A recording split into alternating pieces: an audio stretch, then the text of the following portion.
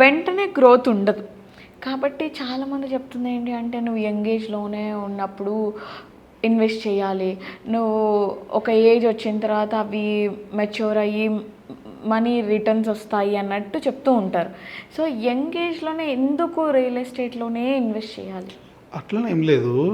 ఏజ్‌తో సంబంధం లేదు. యాక్చువల్‌గా ఏందంటే ఇప్పుడు ఫర్ ఎగ్జాంపుల్ మీరే ఉన్నారు. ఇప్పుడు మీ సాలరీ 1,00,000 ఉంది. మీ ఖర్చులు ఒక 30,000 తీస్తే ఒక 72,000 సేవ్ అయినాయి అనుకోండి.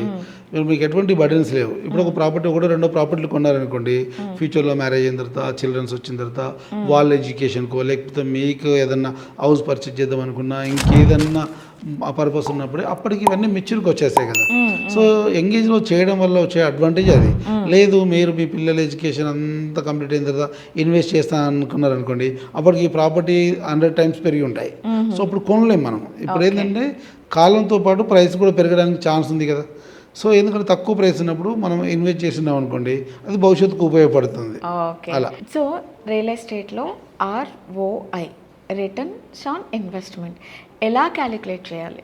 ఇప్పుడు ఎట్లా ఉంటుందంటే మార్కెట్ని బట్టే ఉంటుంది ROI కూడా. ఇప్పుడు మార్కెట్లో డిమాండ్ ఉంది ఆ ప్రోడక్ట్కు, డెఫినెట్గా ROI పెరిగేదానికి ఛాన్స్ ఎక్కువగా ఉంటుంది. ఇవి మనం ప్రతిసారి ఎగ్జాంపుల్ ఇవే, నియోపోలిస్ కానీ ఇటు గచ్చిబౌలి కానీ ఇటు వస్తే మనకు కుకట్పల్లి ల్యాండ్స్ కానీ ఇవన్నీ కూడా డిమాండ్ని బట్టి ROI.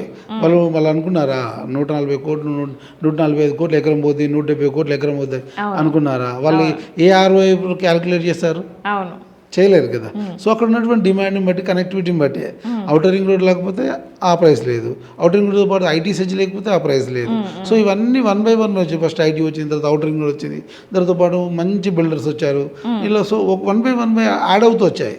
సో దానివల్ల ఏంటంటే డెఫినెట్గా ఇవాళ ఆ ప్రైస్ రావడానికి ఛాన్స్ ఉంది. మనం ఎప్పుడూ కూడా స్ట్రాటజికల్గా ఒక కనెక్టివిటీ ఒక ఎంప్లాయ్మెంట్ ఉన్న దగ్గరలో ఇన్వెస్ట్ చేస్తుందంటే ఇటువంటి అవకాశాలు వస్తాయి ఏ ప్రాపర్టీకైనా. సో మనం దూరంగా ఇన్వెస్ట్ చేసినాము అక్కడ ఏం లేదు ఎప్పుడవుద్దు అనుకున్నప్పుడు మనం చెప్పలేము దాన్ని. డెఫినెట్ ప్రైస్ పెరుగుతుంది కానీ ఇంత పెద్దగా పెరగకపోవడానికి ఛాన్స్ లేదు. ఓకే, సో సిటీ ఎక్స్పాన్షన్ గురించి అందరూ మాట్లాడుకుంటుందే సార్, అందరికీ తెలుసు కూడా. సో ఇప్పుడు సిటీ ఎక్స్పాండ్ అవుతుందిరా, ఇట్ సైడ్ ఎక్స్పాండ్ అవుతుంది, సో మనకి ఎక్కువ గ్రోత్ ఉండొచ్చు, ఇట్ సైడ్ ఎక్స్పాండ్ అవుతుంది, ఫ్యూచర్లో ఇంకా ఉండొచ్చు అన్నట్లు మాట్లాడుకుంటూనే ఉన్నాం జనరల్గా. సో సిటీ ఎక్స్పాన్షన్ అనేది రియల్ ఎస్టేట్కి ఎలా యూజ్ అవుతుంది అంటారు? Real estate demand city expansion అవుతుంది కదా. సో ఇవాళ ఏంటంటే సిటీ అంతా కూడా అవుట్స్కట్ వరకు వచ్చేది, అవుటర్ రింగ్ రోడ్ దాటుతుంది. ఇప్పుడు లైక్ మీరు విజయవాడ హైవే చూడండి, ఒకప్పుడు హయత్ నగర్ పెద్దంబర్పేట ఈ మధ్య అంతా ఓపెన్ స్పేస్ ఉండేది. ఇవాళ రామోజీ ఫిలిం సిటీ దాటింది. ఇవాళ గట్కేసర్ చూడండి, పోచారం కానీ అన్నోజిగూడ కానీ ఈ ఏరియా అంతా కూడా మొన్న ఒక 3 years బ్యాక్ ఓపెన్ ప్లేస్ ఎక్కువగా ఉండేది. ఇవాళ హైరేజ్ కమిటీలు వచ్చాయి, పోచారం ఇన్ఫోసిస్ సెజ్ కానీ ఎక్స్పాన్షన్ అవుతుంది. జెన్పాక్ట్ ఎక్స్పాన్షన్ అవడం వల్ల ఏమవుతుందంటే ఎక్స్ప్రెస్ ఫ్లైఓవర్ ఒకటి ఉండడం వల్ల మీకు అప్ టు గట్కేసర్ బీబీ నగర్ వరకు సిటీ ఎక్స్పాండ్ అవుతుంది.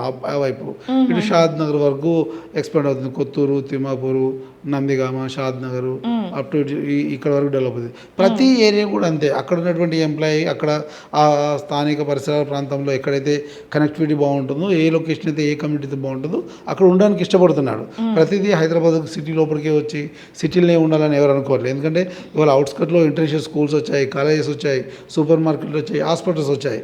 మేజర్ నీడ్స్ ఏమైతే అవన్నీ కూడా అవుట్స్కట్లో ఉన్నాయి. సో వాళ్ళందరూ కూడా అవుట్స్కట్లో ఉండడానికి ఇష్టపడుతున్నారు. ట్రాఫిక్ ఇష్యూ లేదు, పొల్యూషన్ ఇష్యూ లేదు. So most of the people అక్కడ అవుట్స్కట్లో ఉండడానికి ఇష్టపడుతున్నారు. దట్ ఇప్పుడు సిటీతో ప్రైస్ కంపేర్ చేసి అక్కడ ప్రైస్ తక్కువ కదా. సో చాలా మంది ఫస్ట్ టైం ఇన్వెస్ట్ చేసే వాళ్ళు ఉంటారు, ఫస్ట్ టైం బయ్యర్స్ ఉంటారు సార్. అసలు జనరల్గా వాళ్ళు ఎక్కువగా ఏమేమి క్వశ్చన్స్ అడుగుతూ ఉంటారు? వాళ్ళు బెస్ట్ భయపడతారు. ఫస్ట్ ప్రాపర్టీ కొన్నాక దీన్ని జాగ్రత్తగా ఉంటుందా, ఎవరైనా కబ్జా చేస్తారా, ఎలా సెక్యూర్ చేయాలి మేము, ఇలాంటి భయాలు ఉంటాయి. ఇంకోటి ఏంటంటే ఇది కొంటే పెరుగుతుందా, మళ్ళీ మేము అమ్ముకోవచ్చా, ఇలాంటి అపోహలు ఉంటాయి. ఫస్ట్ టైం బయ్యర్కి మాత్రమే ఉంటాయి. వన్స్ ఆ బయ్యర్ ఫస్ట్ టైం కొని మళ్ళీ సెకండ్ టైం కొన్నప్పుడు ఆ అపోహలు ఏమీ ఉండవు. ఎందుకంటే ఫస్ట్ టైం కొంటున్నప్పుడు కొంచెం ఈ ఇన్సెక్యూరిటీ ఉంటుంది ఎవరికైనా.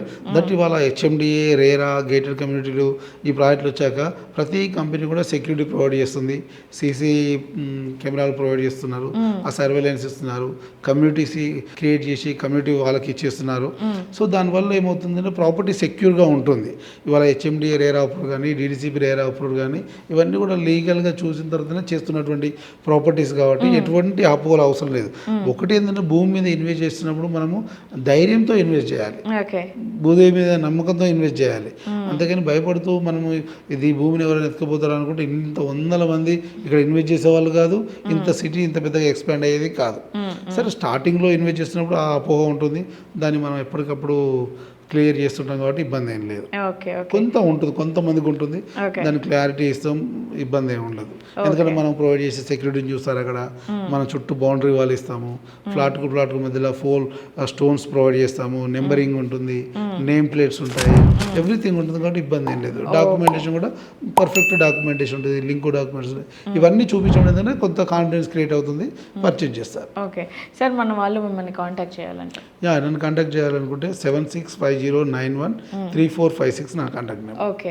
సో ఆఫీస్ సో ఆఫీస్కి కూడా విజిట్ చేయొచ్చు. బంజారాస్లో ఆఫీస్ ఉంటుంది. ఓకే. ఎప్పుడు మీరు నేను అడిగిన క్వశ్చన్స్ అన్నిటికీ ఆన్సర్ చేస్తారు, మంచి మంచి కాన్సెప్ట్స్ మీద మంచి ఆన్సర్ చేస్తూ ఉంటారు, ఎక్కడ ఇన్వెస్ట్ చేయాలి ఏంటి అన్నది. సో డెఫినెట్గా మన వీడియో మన వాళ్ళకి యూజ్ అవుతుందని అనుకుంటాను. సో గైస్ చూస్తున్నారు కదా, డెఫినెట్గా ఈ వీడియో మీకు యూజ్ అవుతుంది డెఫినెట్గా. ఎందుకంటే కొత్తగా ఇన్వెస్ట్ చేయాలి, న్యూ ప్రాపర్టీస్ తీసుకోవాలి అని అనుకునే వాళ్ళకి ఎక్కడ తీసుకోవాలి ఏంటి అనేది మేబీ తెలిసి ఉండొచ్చు, బట్ ఇంకొంచెం బెటర్మెంట్ కోసం మన వీడియో అనేది మీ ఫ్రెండ్స్కి, ఫ్యామిలీ మెంబర్స్కి అందరికీ షేర్ చేయండి. నేను మళ్ళీ చెప్తున్నాను, వీడియో ఎక్కడ కూడా స్కిప్ చేయొద్దు, స్కిప్ చేస్తే మీరు ఇన్ఫర్మేషన్ మిస్ అయిపోతారు. So this is Vasavi Acharya social post. నేను మళ్ళీ ఇంకొక గెస్ట్తో నేను మేము ముందుంటాను. అంతవరకు సోషల్ పోస్ట్ని సబ్స్క్రైబ్ చేయడం కానివ్వండి, లైక్ చేయడం కానివ్వండి, షేర్ చేయడం కానివ్వండి, అస్సలు మర్చిపోద్దు.